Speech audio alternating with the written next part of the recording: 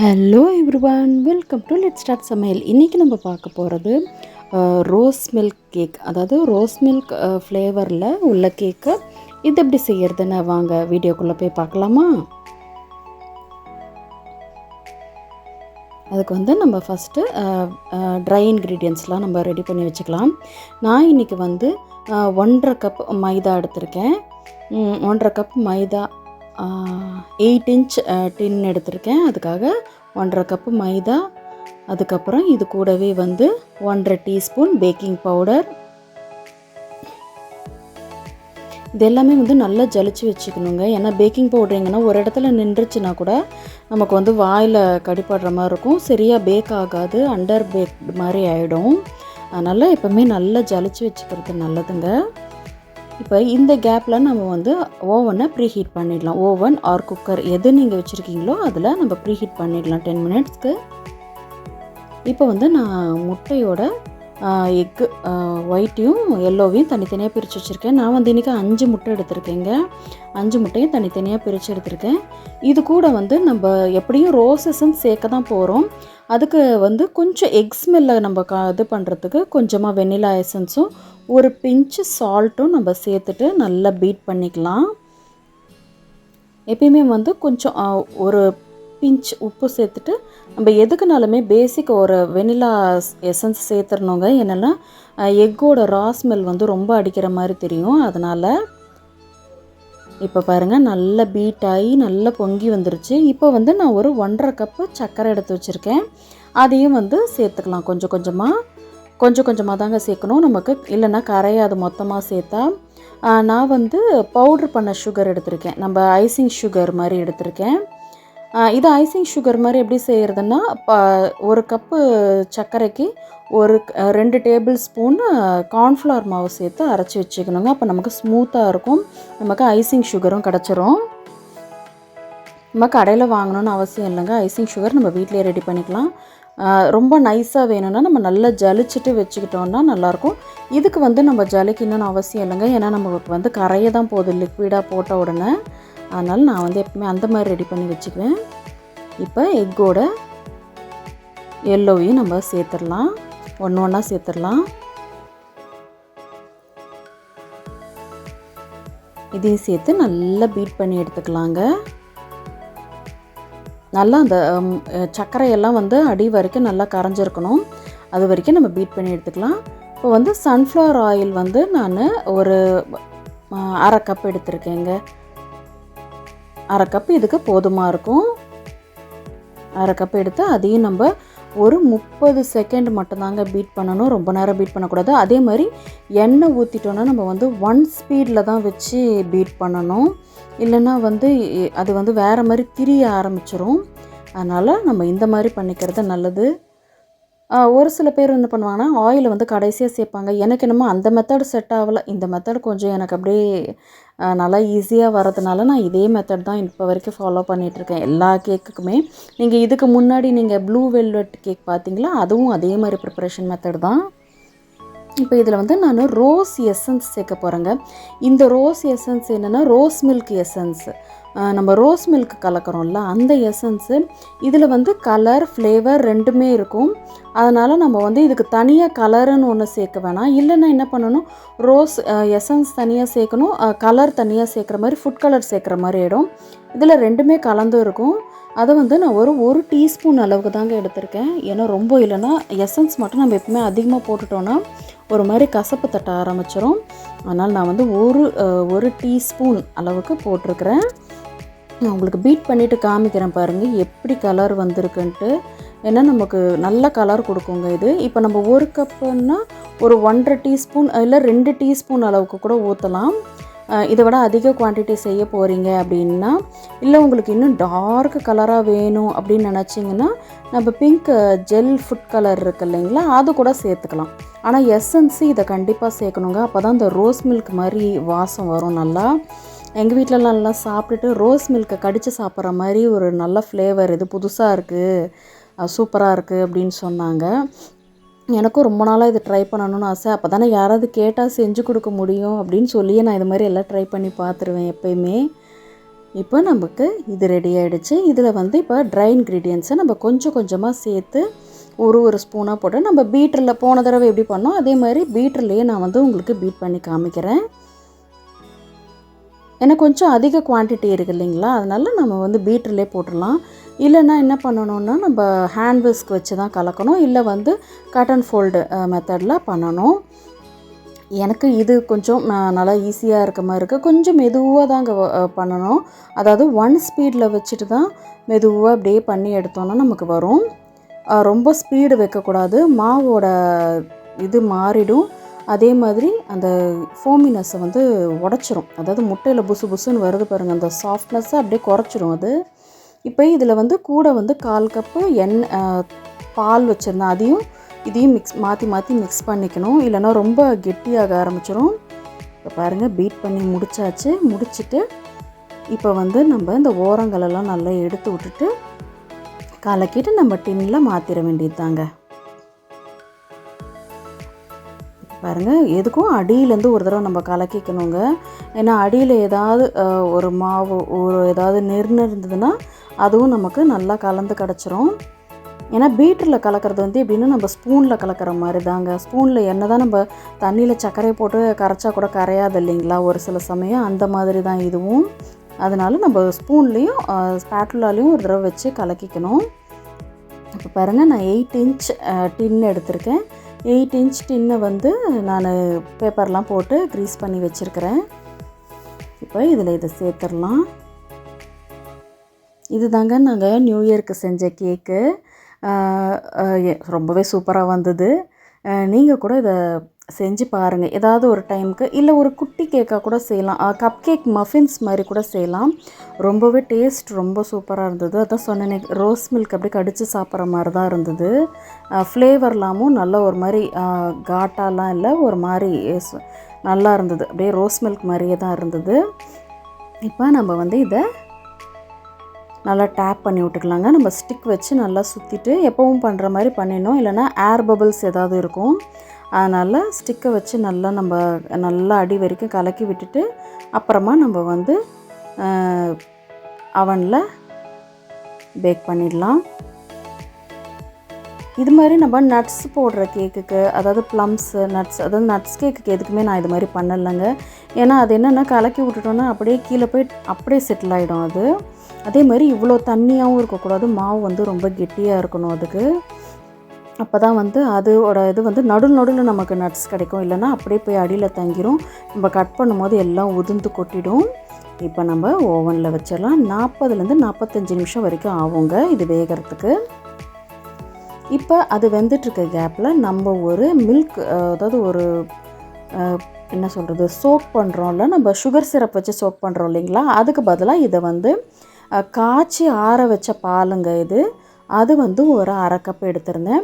அப்புறம் condensed milk நமக்கு டேஸ்ட்டுக்கு ஏற்ற மாதிரி சேர்த்துக்கலாம். இதில் வந்து நம்ம சுகர் சேர்க்க போகிறது கிடையாது, அதுக்கு பதிலாக கண்டென்ஸ் மில்க். அப்போ தான் கொஞ்சம் இன்னும் ரிச்சாக இருக்கும். அப்படியே நமக்கு ரோஸ் மில்க் சாப்பிட்ட மாதிரியே ஒரு எஃபெக்ட் வேணும்னா இதெல்லாம் கொஞ்சம் பண்ணலாம். இல்லை அப்படின்றவங்க சுகர் சிரப், இல்லைன்னா பாலில் வந்து ரோஸ் மில்க் எசன்ஸும் சர்க்கரையும் கூட கலந்துக்கலாம். நல்லா ரிச்சாக வேணும்னு இப்போ நம்ம யாருக்காவது செஞ்சு கொடுக்க போகிறோன்னா இதெல்லாம் செய்யலாங்க. அதுக்கப்புறம் ரோஸ் எசன்ஸ் வந்து ஒரு 2 ட்ராப்ஸ் அவ்வளோ விட்டால் போதுங்க. ஏன்னா நமக்கு ரோஸ் மில்க் என்ன கலரில் இருக்குது அந்த கலரில் இருக்கணும், ரொம்ப பளிச்சு கலர்லலாம் இருக்கக்கூடாது. ரோஸ் மில்க், நம்ம குடிக்கிற ரோஸ் மில்க் இருக்குது இல்லைங்களா, அது வந்து எந்த கலரில் இருக்கோ அந்த கலரில் இருக்கும். இப்போ பாருங்கள் நல்லா அந்த கண்டென்ஸ் மில்க்லாம் நல்லா கரையிற அளவுக்கு நான் வந்து இதை நல்லா கலந்துட்டு கொஞ்சம் நேரம் இதை ஃப்ரிட்ஜில் வச்சிடலாங்க. அப்போ வந்து இன்னும் கொஞ்சம் நல்லாயிருக்கும் நமக்கு. அப்படியே ரோஸ் மில்க் அந்த சில்னஸ் இருந்ததுன்னா நல்லாயிருக்கும். இப்போ இதை நல்லா கரைச்சிட்டு நான் ஒரு மூடி போட்டு மூடி ஃப்ரிட்ஜில் வச்சிடுறேன். இப்போ பாருங்கள் கேக்கும் ரெடி ஆகிடுச்சு. சாரிங்க, கேக்கு எடுத்து காமிக்காமல் நான் பாட்டுக்கு அவசரமாக ஏதோ ஞாபகத்தில் கட் பண்ணிட்டேன். அப்புறம் தான் ஞாபகம் வந்தது, அச்சோ கட் பண்ணும்போது காமிக்கல, இல்லை வெந்ததுக்கப்புறம் எப்படி இருந்ததுன்னு நான் அவங்கக்கிட்ட காமிக்காமல் விட்டுட்டேன். ஆனால் எனக்கு வந்து 4 லேயர்ஸ் வந்ததுங்க. எதனாலன்னா 8 இன்ச் டின் வச்சோன்னு நல்லா ஹைட் வந்துருச்சுங்க கேக்கு. நல்ல வேலை பேப்பரை நான் நல்லா லைன் பண்ணியிருந்ததால் ஹைட்டாக வந்தது. இப்போ இந்த மாதிரி நம்ம ப்ரஷ் வச்சு பண்ணிக்கலாம். நான் எப்போவுமே வந்து அந்த பாட்டிலில் ஒரு மாதிரி ஓட்டை போட்டு வச்சுருப்பேன். இல்லைன்னா அதுக்குன்னு ஆன்லைன்லலாம் ஒரு பாட்டில் வாங்கினேன், அதை யூஸ் பண்ணுவேன். அது இந்த டைம் யூஸ் பண்ணோன்னா என்ன ஆகும்னா பால் வாசம் அடிக்கும். நம்ம எப்பயும் மூடி வச்சிடுறோம் இல்லைங்களா, அதனால் அது ஒரு மாதிரி ஸ்மெல். ரெகுலர் யூஸ் உள்ளவங்க அதை செய்வாங்க, இல்லைன்னா 2 வச்சுக்கணும். இப்போ என்கிட்ட எமர்ஜென்சிக்கு அந்த மூடி ஓட்டை போட்ட பாட்டில் எதுவுமே கூட இல்லை. சரி நம்ம இது மாதிரியே ப்ரஷ்லேயே பண்ணி காமிக்கலாம். ஏன்னா இந்த ப்ரஷஸ் காமனாக எல்லார் வீட்லேயுமே இருக்கும். அதனால் சரி இந்த மாதிரியே சோக்கிங்க. நம்ம ஃபஸ்ட்டு வீடியோலலாம் இதை தாங்க பண்ணியிருந்தேன் நான். அப்போ என்கிட்ட எந்த பாட்டிலெலாம் கிடையாது. நானே ஒரு வாட்டர் பாட்டில் எடுத்து ஓட்டெல்லாம் போட்டு வச்சுருந்தேன். அதுக்கப்புறம் ஒரு பாட்டில் வாங்கினேன். இதுக்கு முன்னாடி வீடியோவில் பார்த்துருந்தீங்கன்னா தெரிஞ்சிருக்கும், ஒரு ப்ளூ கலர் கேப் போட்ட மாதிரி ஒரு பாட்டில். அது நான் வந்து ஒருத்தர்கிட்ட கேட்டு அதை ஆன்லைனில் புக் பண்ணி வாங்கினேன். எனக்கு ரொம்ப அது தேவை, எனக்கு ரொம்ப பிடிச்சிருந்தது. சரி இது நமக்கு யூஸ் ஆகும் அப்படின்னு சொல்லிட்டு வாங்கினேன். இப்போ விப்பிங் க்ரீமை நம்ம போட்டுடலாம். எங்கள் வீட்டில் வந்து எல்லாமே க்ரீம் கம்மியாக சாப்பிடுவாங்கங்க. அதுவும் இல்லாமல் இந்த மாதிரி நான் க்ரீமை ரொம்ப கம்மியாக வைக்கிறதுக்கு இன்னொரு காரணமும் இருக்குது. உங்களுக்கு கடைசியில் பார்த்தீங்கன்னா தெரியும். இப்போ பாருங்கள், நம்ம வந்து இதை அப்ளை பண்ணிடலாங்க. நான் வந்து எப்பவுமே ஒரு தின் லேயர் தாங்க உள்ளே வைப்பேன். ஏன்னா வெளியே நம்ம டிசைன்ஸ்லாம் கொடுத்தோன்னா அந்த க்ரீம் வந்து இதை ரொம்ப அப்படியே அடிக்கிற மாதிரி ஆகிடுது, திகட்டுற மாதிரி ஆகிடுது. நான் காமனாகவே இதில் போட மாட்டேன் சுகரு. ஆனால் இப்போ யாராவது கேட்டாங்கன்னா எங்களுக்கு ஸ்வீட் வேணும், இல்லை நல்லா க்ரீம் வந்து நல்லா இதுவாக இருக்கணும், டேஸ்ட்டாக இருக்கணும் அப்படின்னாங்கன்னா ஒரு 2 ஸ்பூன் அளவுக்கு சுகர் மட்டும் சேர்ப்பேன். நான் இதுக்கு வந்து சேர்த்தேங்க, ஒரே ஒரு ஸ்பூன் சேர்த்தேன். ஏன்னா எங்கள் வீட்டில் எல்லாருக்குமே வந்து க்ரீம் அவ்வளோவா விரும்ப மாட்டாங்க. இந்த மாதிரி கேக்கை மட்டும் கொடுத்திங்கன்னா எல்லாம் சாப்பிடுவாங்க பசங்கள்லேருந்து. சரி இது வந்து ஒரு நியூ இயர் கேக் அப்படின்றதுனால நான் அந்த மாதிரி பண்ணேன். இப்போ நம்ம ஒயிட் சாக்லேட்டை இந்த மாதிரி துருவி சேர்த்துக்கலாங்க. இதுவும் கூட ஒரு ரிச்னஸ் கொடுக்கும். நீங்கள் ஒயிட் சாக்லேட் இருந்தால் சேர்க்கலாம், இல்லைன்னா சாக்கோ சிப்ஸ் சேர்த்துக்கலாம். இல்லைன்னா நம்ம கண்டென்ஸ்டு மில்க் வச்சுருந்தோம்ல, அதை கூட உள்ளே அந்த மாதிரி ஒரு லேயர் மாதிரி போன கேக்கில் நம்ம செஞ்சுருந்தோம்ல அந்த மாதிரி எல்லாம் சேர்த்தோன்னா, இது வந்து ரோஸ் மில்க் ஃப்ளேவர்ன்றதால நம்ம மில்க் இதை அதிகமாக கொண்டு வந்தோன்னா இது வந்து அட்டகாசமாக இருக்குங்க. டேஸ்ட் வந்து ரொம்ப சூப்பராக இருக்கும். இப்போ நம்ம அதே மாதிரி எல்லா லேயரும் வச்சு முடிச்சிடலாங்க. ஒரு லேயராக நான் வந்து வச்சு காமிக்கிறேன். அதே மாதிரி நம்ம அந்த மில்க் வச்சு சோப் பண்ணிவிட்டு எல்லாம் முடிச்சாச்சு. இப்போ க்ரம் கோட் கொடுத்து முடிச்சிட்டேங்க, நான் முடிச்சு வச்சுருக்கிறேன். இப்போ வந்து நம்ம மெயின் கோட் கொடுத்துடலாங்க. இப்போ இதுலேயே வந்து மெயின் கோட் கொடுத்துடலாங்க. ஏன்னா இப்போ இந்த தடவை கிளைமேட் வந்து கொஞ்சம் நல்லா இருக்குது, வின்டருன்றதால. அது பாருங்கள், நான் வெளியவே தான் க்ரீம் வச்சுருக்கேன், மெல்ட் ஆகலை. இதே சம்மர்னால் எனக்கு இந்த ஃப்ரிட்ஜுக்கும் கிச்சனுக்கும் நடந்து நடந்து நடந்து கால் வலியே வந்துடும்ன்ற அளவுக்கு நடப்பேங்க. ஏன்னா செட் ஆகாது. க்ரீம் அப்ளை பண்ணுவேன், கொண்டு போய் வைப்பேன். அதுக்கப்புறம் இது பண்ணுவேன், கொண்டு போய் வைப்பேன். சாக்லேட் வைப்பேன், செட் ஆகிறதுக்கு வைப்பேன். அப்படியே எனக்கு நாள் போயிடும். இப்போ நான் வெளியவே தாங்க வச்சுருக்கிறேன் ஒரு 1/2 ஹவருக்கு மேலே. ஆனால் மெல்ட்டே ஆகலை. அதனால கிச்சன்லேயும் வந்து குக்கிங் வேலையெல்லாம் முடிச்சிட்டோன்னா நமக்கு இன்னும் ஈஸியாக இருக்குங்க. ஏன்னா குக்கிங் நம்ம சமைக்கிறப்ப அந்த அனல் கூட படக்கூடாது அப்படின்னு சொல்லுவாங்க. இதெல்லாம் நான் நிறைய பார்த்து இப்போ தான் வீடியோஸ் வந்துச்சு. அந்த மாதிரி வீடியோஸ்லாம் பார்த்து நிறைய டிப்ஸ் தெரிஞ்சுக்கிட்டேன். முன்னாடிலாம் எனக்கும் தெரியாதுங்க, ரொம்ப மெல்ட் ஆகும் என்ன இது இப்படியாவது, ஆனால் ஹீட் படக்கூடாது அப்படி மட்டும் தெரியும். சம்மர் டைமில் தான் ரொம்ப கஷ்டம். சம்மர் டைமில் அடுப்பு எரியலைன்னாலும் நமக்கு கேக் க்ரீம் மெல்ட் ஆகிட்டே தான் இருக்கும். எனக்கு வந்து ரொம்ப நாளாக இந்த மாதிரி ஒன் சைடு மட்டும் வர ரோஸ் மாதிரி போடணும். இது வந்து இந்த யூனிகார்ன் தீமில், அப்புறம் இந்த ரசமலாய் குலாப் ஜாமுன் கேக்லலாம் இந்த மாதிரி டிசைன்ஸ்லாம் போட்டு பார்த்துருக்கேன். சரி எனக்கு ஒரு தடவை ஒரு டைம் பர்த்டேக்கு என் ஹஸ்பண்ட் வாங்கி கொடுத்தாரு இந்த மாதிரி கேக்கு. அப்போ இந்த மாதிரி டிசைன் போட்டிருந்தாங்க. அப்போ அதை பார்த்ததுலேருந்து இது மாதிரி நம்ம ஒரு நாள் ட்ரை பண்ணணும்.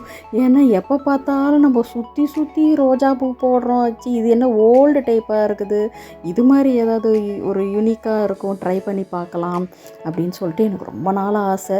சரி நம்ம தானே சாப்பிட போகிறோம், நம்ம கைவண்ணத்தை காமிப்போன்ற மாதிரி இந்த தடவை இறக்கி விட்டாச்சுங்க எல்லாத்தையும். அதே மாதிரி நான் பெரிய இது என்னது 1M நாசல், இது கொஞ்சம் பெருசாக இருக்கும். அதனால் நல்லா பூ வந்து நமக்கு பெருசாக வரும். இது தாங்க நான் க்ரீம் கம்மியாக வச்சதுக்கு காரணமே உள்ள. ஏன்னா க்ரீம் கம்மியாக வச்சதான் மேலே இந்த க்ரீமெல்லாம் வந்து நமக்கு திகட்டாமல் இருக்கும். அதுக்காக இந்த மாதிரி ஒரு ஐடியா பண்ணேன். சரி இந்த தடவை இந்த ரோஸ் மாதிரி போட்டு பார்க்கலாம். அப்போ யாராவது கேட்டாங்கன்னா அடுத்து ஒரு பர்த்டே ஆர்டர் வேறு வரும், அவங்கக்கிட்டையும் இந்த டிசைன் ஓகேவா அப்படின்னு கேட்டுட்டு ஏதாவது பண்ணலாம் அப்படின்ட்டு யோசிச்சுட்ருக்கிறேன். அவங்க வந்து அக்கா உங்கள் இஷ்டம், நீங்கள் என்ன வேணால் பண்ணுங்க அப்படின்வாங்க. அதனால் ஒன்றும் ப்ராப்ளம் இல்லை. நம்ம கைவண்ணத்தை காமிக்கணும்னு நம்ம காமிச்சிருவோம். போன தடவை நம்ம டால் கேக் செஞ்சோம்ல, அவங்க பொண்ணுக்கு இந்த டைம் பர்த்டே வரும், 8th அப்படின்னு நினைக்கிறேன். அந்த டைமில் நம்ம வந்து அந்த மாதிரி ஏதாவது ஒன்று ட்ரை பண்ணலாம், அவங்கக்கிட்டேயும் ஐடியா கேட்கலாம் அப்படின்ட்டு இருக்கிறேன். அவ்வளோதாங்க, நம்ம ரோஸ் செட் டிசைன் முடிஞ்சிருச்சு. இப்போ இதில் வந்து இப்படியே விடுறதுனாலும் விடலாம். நான் வந்து எங்கள் வீட்டு குட்டீஸுக்கு எப்பயுமே வந்து சாக்லேட்டு இல்லைன்னா ஒரு பெரிய ரகலையே பண்ணுவாங்க. இப்போ இதில் வந்து நம்ம நேம் எழுதுறதா தான் எழுதலாங்க. இந்த கேப்பில் நம்ம நேம் எழுதலாம், எது வேணால் பண்ணிக்கலாம். அதனால் நான் இப்போ வந்து நம்ம வெறும் ஹாப்பி நியூ இயர் டாப்பர் மட்டும்தான் வைக்க போகிறோம், வேறு எதுவும் வைக்க போகிறதில்ல. அதனால் நம்ம இப்போ வந்து சாக்லேட் எடுத்துகிட்டு வந்து வச்சிடலாம். சாக்லேட்டு நான் ஏற்கனவே ரெடி பண்ணி வச்சுட்டேங்க. இதுக்கு முன்னாடியே ஒரு கேக் ஆர்டர் வந்தப்போ கொஞ்சம் சாக்லேட் பேலன்ஸ் இருந்துச்சு. அதெல்லாம் எடுத்து ஒரு மோல்டில் ஊற்றி வச்சுருவேங்க. எதுக்காவது தேவைப்படும் அப்படின்னு சொல்லிட்டு நிறையா அந்த மாதிரி எடுத்து வைப்பேன். இதில் வந்து இந்த ரவுண்ட் இருக்கிறது தான் நல்லா இருந்துச்சு. அதாவது சிம்பிளாக இருந்தது.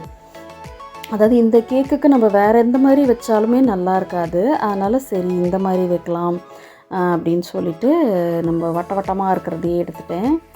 இதில் கூட இப்போ என்னென்னமோ டிசைன்லாம் பண்ணுறாங்க, அதெல்லாம் கூட நம்ம ஃப்ரீயாக இருக்க டைமில் ட்ரை பண்ணி பார்க்கணும்.